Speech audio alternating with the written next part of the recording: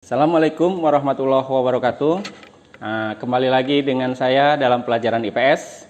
Kemarin kita sudah bahas tentang letak dan luas Indonesia. Nah, pada pertemuan yang ketiga kita lanjut dengan potensi sumber daya alam dan kemaritiman Indonesia. Nah, mari kita lihat materinya. Materi potensi sumber daya alam dan kemaritiman Indonesia adalah sebagai berikut nih. Potensi sumber daya alam dan kemaritiman Indonesia. Seperti biasa, tujuan pembelajarannya adalah yang pertama, menjelaskan pengertian sumber daya alam. Yang kedua, menyebutkan potensi-potensi sumber daya alam yang dimiliki oleh Indonesia. Yang ketiga, menyebutkan sekurang-kurangnya 3 fungsi hutan. Yang keempat, menyebutkan macam-macam barang tambang. Yang kelima, menjelaskan potensi sumber daya kemaritiman Indonesia. Pada waktu pertemuan yang kedua, ketika membahas letak dan luas Indonesia, sudah disampaikan bahwa Indonesia itu letaknya sangat strategis, yaitu berada di persimpangan di antara 2 benua dan 2 samudra, yaitu benua Asia dan benua Australia, serta di antara Samudra Pasifik dan Samudra Hindia. Indonesia juga berada di wilayah tropis. Kenapa? Karena dilalui oleh garis khatulistiwa atau garis lintang 0 derajat. Artinya Indonesia terletak di tengah-tengah bumi. Ya, bukan di tengah dalam bumi, maksudnya di tengah-tengah bumi, ada di pertengahan, di garis 0 derajat. Nah, Indonesia juga berada pada jalur pertemuan 3 lempeng, yaitu lempeng Eurasia, lempeng Pasifik, dan lempeng Hindia, atau disebut juga lempeng Indo-Australia. Nah, akibat letaknya tersebut dan posisinya, maka memberikan banyak keuntungan bagi Indonesia. Apa saja? Antara lain, keuntungannya adalah kekayaan sumber daya alam dan juga kekayaan kemaritiman atau kekayaan laut. Ya, jadi maritim itu artinya negara yang dikelilingi oleh laut. Nah, untuk lebih jelasnya mengenai letak astronomis, letak geografis, geologis, nah silahkan kalian pelajari lagi. Untuk lebih jelasnya silahkan kalian buka laman ini ya. Nah, potensi sumber daya alam Indonesia. Apakah yang dimaksud dengan sumber daya alam?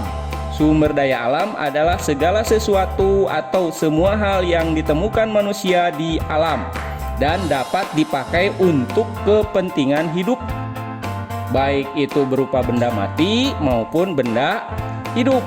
Nah, bisa batu, tanah, udara, air, hewan, pokoknya apa saja yang bisa dimanfaatkan oleh manusia untuk menunjang kehidupan, itu disebut dengan sumber daya alam. Nah, karena sumber daya alam itu sangat banyak, maka kita bahas 2 saja, yaitu sumber daya alam hutan atau potensi sumber daya hutan dan potensi sumber daya barang tambang. Nah, potensi sumber daya hutan. Indonesia memiliki hutan yang sangat luas. Luas hutan Indonesia ini mencapai 2/3 dari luas wilayah. 2/3 itu luas laut. Hutan Indonesia memiliki luas yang sangat besar. Nah, tetapi sayang pemanfaatannya terlalu berlebihan.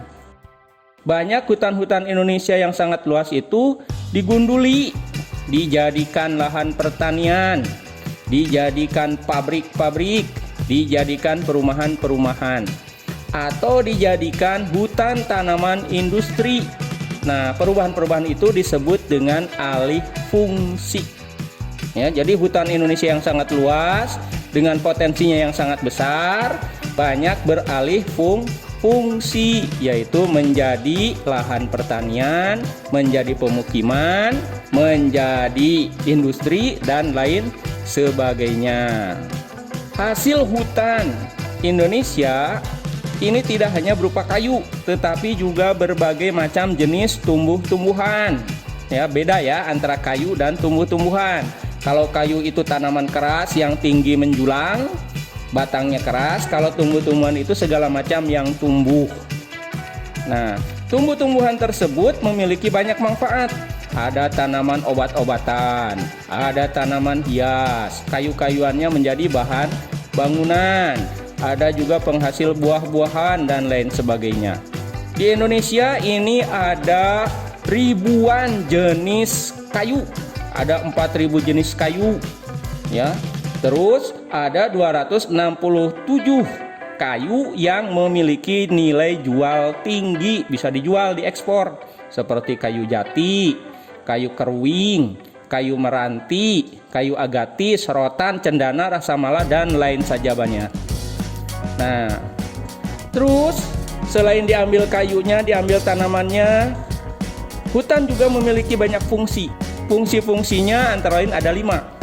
Yang pertama, fungsi hutan sebagai penyimpan cadangan air ketika musim hujan. Air hujan diserap oleh hutan.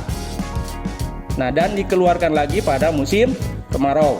Kemudian yang kedua, sebagai tempat hidup berbagai macam flora dan fauna yang menjadi sumber makanan dan obat-obatan. Nah, di hutan itu banyak terdapat flora. Flora itu tumbuh-tumbuhan. Tadi disebutkan ada buah-buahan, ada daun-daunan, dan lain berbagai macam buah. Terus ada juga fauna. Fauna itu hewan.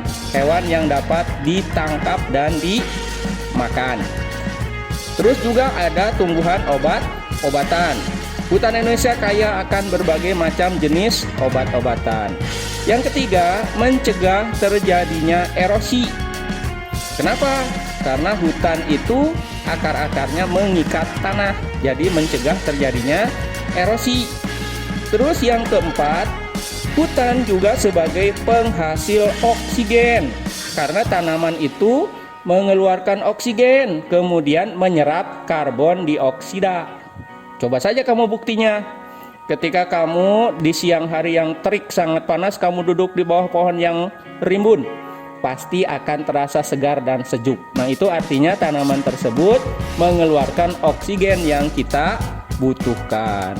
Kemudian hutan juga menjadi sumber kehidupan bagi masyarakat. Kenapa? Karena di dalamnya banyak terdapat, tadi disebutkan, berbagai tanaman yang dapat dimakan. Selain tanaman yang dapat dimakan, terdapat hewan yang dapat diburu dan dikonsumsi. Nah, itu fungsi hutan. Selanjutnya adalah potensi sumber daya tambang. Tambang itu apa? Tambang itu bukan tali. Yang dimaksud tambang ini adalah bahan galian atau sumber daya alam yang digali. Nah, Indonesia juga kaya akan berbagai macam sumber daya tambang. Kekayaan alam sumber daya tambang di Indonesia itu memberikan devisa yang sangat besar bagi bangsa Indonesia. Seperti misalnya minyak bumi, gas alam, batu bara, boksit, pasir besi, emas, dan lain sebagainya. Nah, silahkan mana saja daerah-daerah yang menghasilkan barang-barang tersebut, silahkan kalian cari ya. Nah, terus selain potensi barang tambang, Indonesia juga memiliki potensi kemaritiman. Nah, Indonesia adalah negara maritim. Apa itu yang dimaksud dengan negara maritim? Negara maritim adalah negara yang sebagian besar wilayahnya berbatasan dengan laut atau wilayahnya dikelilingi oleh laut. Nah, tadi di awal Bapak menyebutkan luas wilayah Indonesia 2/3-nya ini adalah laut. Jadi laut Indonesia itu sangat luas. Selain sangat luas, juga menyimpan kekayaan alam laut yang sangat luar biasa. Baik itu berupa ikan, minyak bumi, nikel, emas, boksit, pasir, biji besi, timah, dan lain sebagainya. Nah, kekayaan alam yang ada di bawah laut itu disebut dengan kekayaan bawah laut atau kekayaan di bawah permukaan laut. Nah, selain sumber daya yang tadi, sumber daya lautnya, ada juga sumber daya pesisir. Apa itu sumber daya pesisir? Sumber daya pesisir adalah sumber daya yang ada di pinggir laut atau ada di sekitar pantai. Beda ya antara pantai dan pesisir. Nanti kita terangkan di pertemuan yang lain. Ada sumber daya pesisir. Apa saja sumber daya pesisir? Yang termasuk sumber daya pesisir misalnya mangrove. Nah, itu termasuk sumber daya pesisir. Tambak, ya, itu juga sumber daya pesisir. Tambak-tambak ikan, tambak-tambak udang, tambak-tambak garam. Nah, itu adalah sumber daya pesisir. Kemudian juga Indonesia kaya akan terumbu karang. Nah, kita bahas satu persatu. Perikanan. Tadi Indonesia disebutkan sangat luas lautnya. Laut Indonesia memiliki potensi lestari. Naon ari potensi lestari?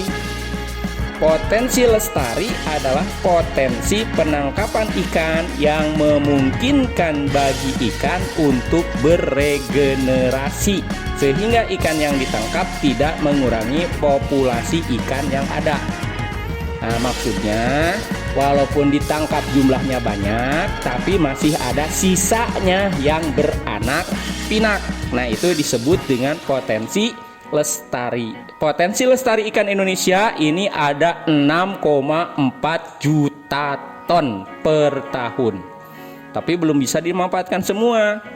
Sebagian dimanfaatkan oleh bangsa Indonesia, tapi sebagian lagi banyak terjadi illegal fishing atau pencurian ikan, karena Indonesia kalah bersaing dalam teknologi pengolahan ikan di atas laut.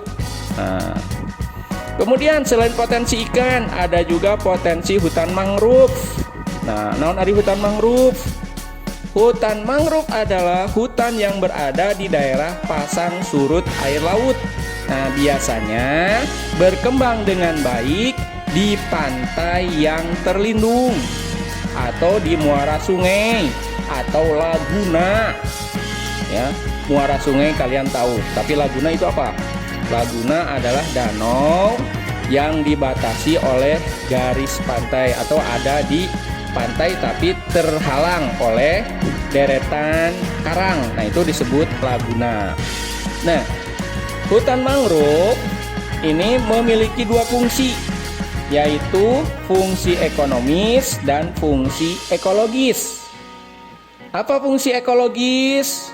Fungsi ekologis adalah fungsi hutan mangrove sebagai habitat atau tempat hidup hewan-hewan laut atau binatang-binatang laut. Tidak hanya tempat hidup, termasuk tempat berlindung dan tempat mencari makan serta tempat berkembang biak. Nah, itu fungsi ekologis.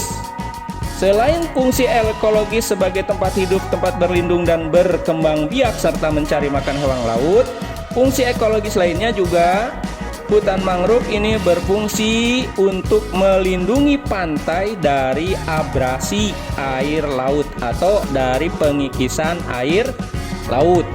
Nah, terus fungsi ekonomis. Apa itu fungsi ekonomis?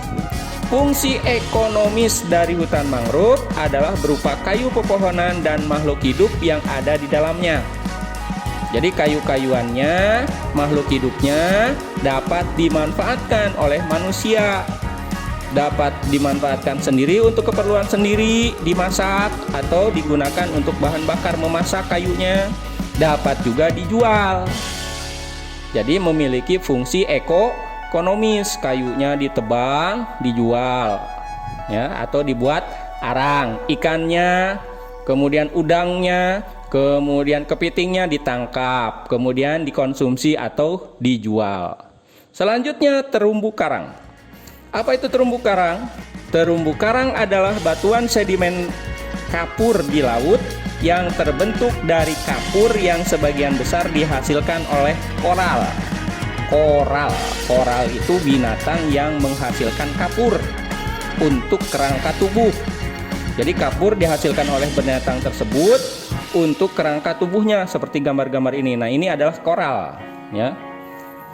Nah, kemudian terumbu karang yang ada di Indonesia juga sangat luas dan menjadi tempat tinggal ribuan jenis ikan, ribuan jenis udang, ribuan jenis moluska, dan ratusan jenis karang. Kenapa sih di Indonesia dapat tumbuh karang dengan subur?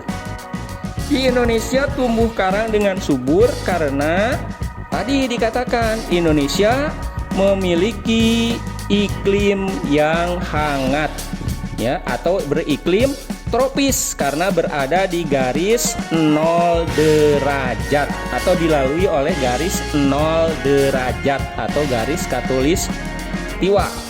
Jadi terumbu karang dapat tumbuh dengan baik karena Indonesia suhunya hangat. Terumbu karang itu hanya dapat tumbuh dengan baik pada suhu 21 derajat sampai 29 derajat. Kalau lebih atau kurang dari itu, maka tidak dapat tumbuh dengan baik. Selain itu, lautan di Indonesia juga sebagian dangkal, artinya kedalamannya mencapai 18 meter, ya. Nah, terumbu karang ini dapat tumbuh selain di perairan yang hangat, juga tumbuh di laut yang dangkal, ya. Nah, terus apa manfaat dari terumbu karang? Terumbu karang memiliki manfaat sama dengan hutan mangrove, yaitu manfaat yang bersifat ekonomis dan juga yang bermanfaat ekologis serta bermanfaat sebagai sosial ekonomi. Manfaat ekonomisnya yaitu terumbu karang menjadi tempat tinggal berbagai macam jutaan ribuan jenis ikan dan udang yang dapat dimanfaatkan oleh manusia, ditangkap dan dikonsumsi atau dijual. Manfaat ekologisnya, terumbu karang menjadi tempat tinggal, tempat berlindung, tempat beranak pinak, dan juga tempat mencari makan berbagai jenis ikan. Manfaat sosial ekonomisnya, terumbu karang dapat dimanfaatkan oleh manusia atau masyarakat di sekitarnya sebagai tempat untuk berwisata. Nah, itu mengenai sumber daya alam Indonesia. Nah, selanjutnya silahkan kalian kerjakan tugasnya, isi tugasnya. Assalamualaikum warahmatullahi wabarakatuh.